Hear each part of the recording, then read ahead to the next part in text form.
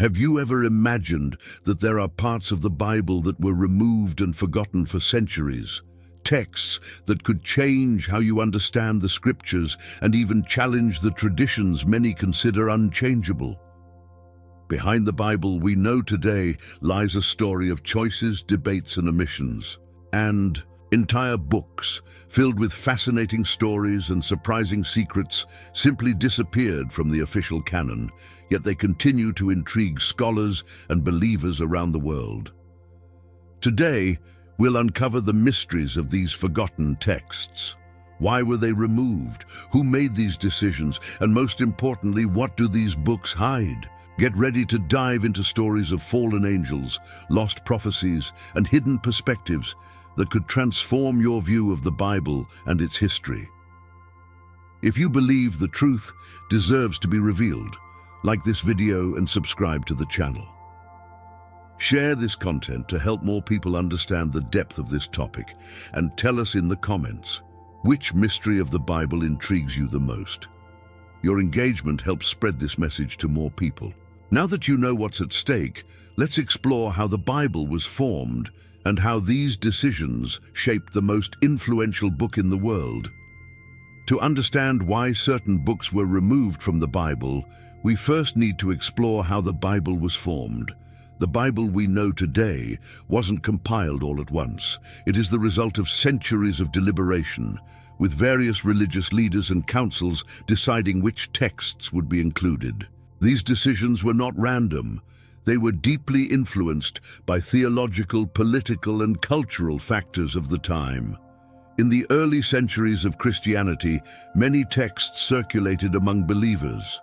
Some of these texts, like the Gospels of Matthew, Mark, Luke, and John, were widely accepted. Others, such as the Book of Enoch or the Gospel of Thomas, were embraced by specific communities but rejected by others. This diversity of writings created a complex and sometimes conflicting understanding of the faith. The process of defining the Bible's official canon began to solidify in the 4th century, particularly with events like the Council of Nicaea in 325 AD. Church leaders aimed to create a unified scripture that aligned with their theological views and strengthened the Church's authority. As a result, books that challenged or contradicted these views were excluded, labeled as apocryphal or heretical. These excluded texts, often referred to as apocrypha, were not destroyed but were marginalized, their teachings declared non-essential or even dangerous. Despite this, they contain stories, teachings, and perspectives that provide unique insights into early Christianity and the beliefs of the time. Understanding how these decisions were made allows us to appreciate the rich history behind the Bible we know today, and sets the stage to uncover the secrets hidden in these forgotten texts. Let's now take a closer look at some of these fascinating books and what they reveal about the mysteries of the Bible. Now that we understand how the Bible was formed, let's delve into the books that were left out. These texts, often called apocryphal or deuterocanonical, offer stories and perspectives that can both enrich and challenge traditional biblical teachings. Let's explore some of the most intriguing ones. The Book of Enoch. Perhaps the most famous of these excluded texts, the Book of Enoch is a treasure trove of mysteries. It details the fall of the Watchers, a group of angels who descended to earth, took human wives, and gave birth to the Nephilim, giants mentioned briefly in Genesis. These fallen angels are said to have introduced forbidden knowledge to humanity, sparking divine judgment. Early Christians, including some church fathers, regarded the Book of Enoch as inspired, yet it was excluded because of its controversial depictions of angels and cosmic battles that didn't align with the emerging theological narrative, the Gospel of Mary Magdalene. This text offers a radically different perspective on Mary Magdalene, portraying her as a spiritual leader and confidant of Jesus. It suggests that she had knowledge and insights that even the male disciples lacked, challenging traditional views of women's roles in the early church. Some believe its exclusion reflects efforts to suppress female leadership in Christian communities. The Gospel of Thomas. Unlike the narrative Gospels, this text is a collection of sayings attributed to Jesus, many of which are not found in the canonical scriptures. It presents a mystical interpretation of Christ's teachings, emphasizing self-discovery and spiritual enlightenment. This approach conflicted with the institutional church's emphasis on hierarchy and doctrine, leading to its rejection. The Book of Jasher. Referenced in the Old Testament, this book expands on well-known biblical events, offering additional details about figures like Noah and Moses. Its exclusion is curious, as it was clearly known to ancient Israelite writers, but it may have been omitted due to questions about its authenticity or theological relevance. Other excluded works, such as the Apocalypse of Peter and the Gospel of Judas, provide similarly provocative insights. The Apocalypse of Peter offers a vivid description of the afterlife, including graphic depictions of hell, while the Gospel of Judas reframes Judas Iscariot's betrayal as an act of obedience to Jesus' instructions. Each of these texts was excluded for reasons that ranged from theological disagreements to political motivations. Yet their content remains as thought-provoking as ever, inviting us to reconsider the boundaries of what is considered sacred. Now that we've explored these fascinating books, let's examine the reasons they were left out and what that reveals about the decision-making process behind the Bible. Understanding why these books were excluded from the Bible requires a deeper look at the theological, political, and social forces at play during the formation of the biblical canon. The decision to remove these texts wasn't merely about content. It was about control, coherence, and the consolidation of power within the early church. Theological conflicts. One of the main reasons these books were excluded is that many of them presented ideas or narratives that clashed with the emerging orthodoxy of the time. For example, the Gospel of Thomas emphasizes personal enlightenment and a direct connection to the divine, bypassing the need for institutional intermediaries. This undermined the authority of church leaders, making the text too risky to include in a unified canon. Similarly, the Book of Enoch describes cosmic battles between angels and revelations that were deemed too speculative or controversial to align with the teachings of the Church. Challenges to authority. Texts like the Gospel of Mary Magdalene posed a direct challenge to the patriarchal structure of the Church. By portraying Mary Magdalene as a trusted spiritual leader and confidant of Jesus, it questioned the male-dominated leadership of early Christianity. This could have destabilized the authority of the apostles and their successors, leading to its exclusion. Political motivations. The canonization process wasn't just a theological endeavor, it was deeply political.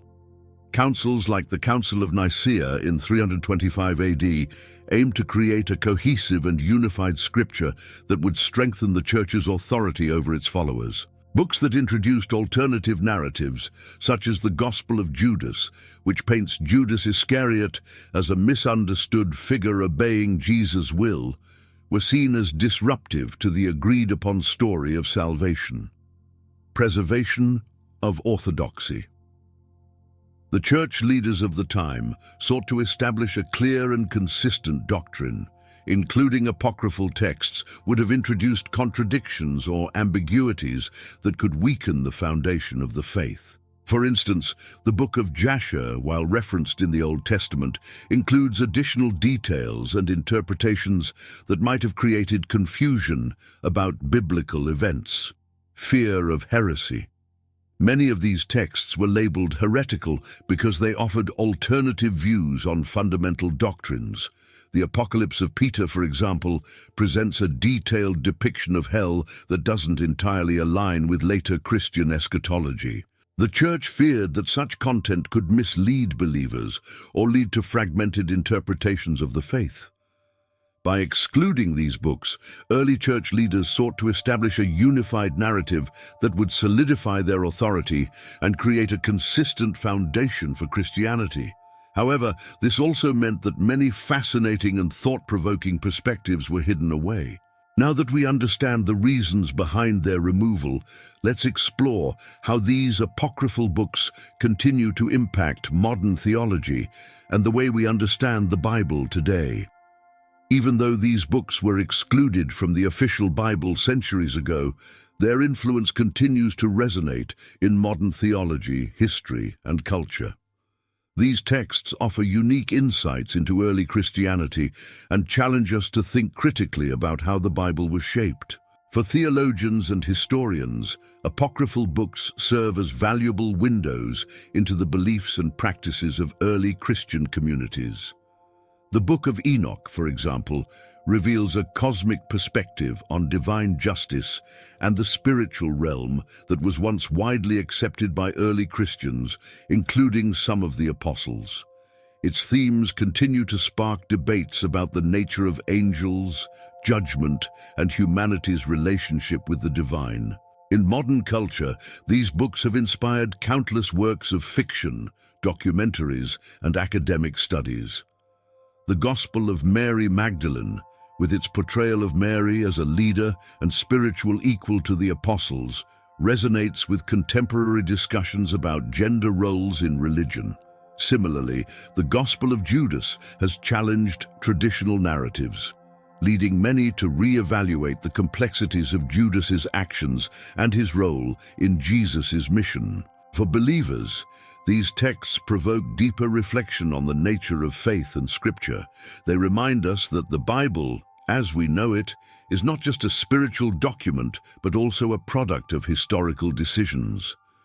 By studying these excluded books, we gain a richer understanding of the spiritual diversity that existed in early Christianity and the factors that shaped the religion we know today. As we conclude, let's reflect on the significance of these hidden stories and the enduring mystery of why they were silenced. The apocryphal books of the Bible, though excluded from the official canon, remain a source of fascination, mystery, and inspiration. They remind us that the story of Scripture is not just about divine revelation, but also about human decisions influenced by theology, politics, and the need for unity. These forgotten texts invite us to ask questions. What truths were lost? What perspectives were silenced? And how might these writings deepen our understanding of faith? By exploring these excluded books, we uncover a richer, more complex picture of early Christianity. They challenge us to think critically about what we accept as official and encourage us to seek deeper truths. Whether you see these texts as historical artifacts or spiritual treasures, their existence continues to shape the way we view the Bible and its legacy. If this journey into the mysteries of the Bible intrigued you, like this video, share it, and subscribe to the channel. And don't forget to tell us in the comments, should these books be part of the Bible or were they justly excluded? Your voice helps keep this conversation alive.